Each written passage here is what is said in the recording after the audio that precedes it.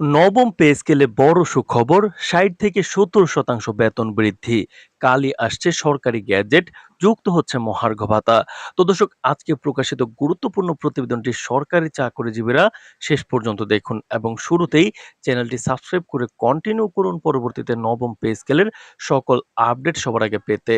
তো দর্শক, অবশেষে সরকারি চাকরিজীবীদের দীর্ঘ প্রতীক্ষার অবসান ঘটতে যাচ্ছে।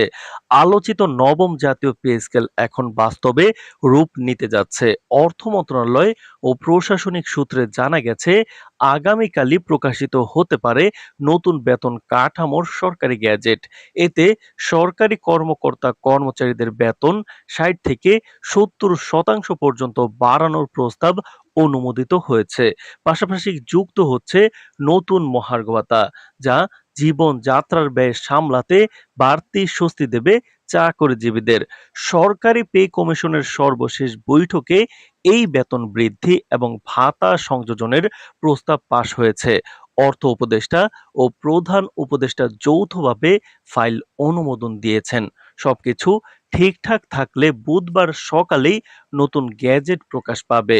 সূত্র বলছে, এই নবম পে স্কেল ১৫টি গ্রেডে কার্যকর করা হবে এবং নতুন কাঠামো অক্টোবর থেকেই বাস্তবায়নের সম্ভাবনা রয়েছে। বেতন বৃদ্ধির ক্ষেত্রে নিম্ন ও মধ্যম স্তরের কর্মচারীরাই সবচেয়ে বেশি সুবিধা পাচ্ছেন। প্রস্তাব অনুযায়ী দশম থেকে পঞ্চদশ গ্রেডের কর্মকর্তা কর্মচারীদের বেতন বাড়বে প্রায় ৬৫ থেকে ৭০% পর্যন্ত। উচ্চ গ্রেডভুক্ত কর্মকর্তাদের ক্ষেত্রে বৃদ্ধির হার ৬০%-এর কাছাকাছি থাকবে। কমিশনের মতে এই সমন্বয়টি করা হয়েছে মূল্যস্ফীতির প্রভাব বিবেচনা করে, যাতে নিম্ন আয়ের সরকারি চাকরিজীবীরাও বাস্তবিক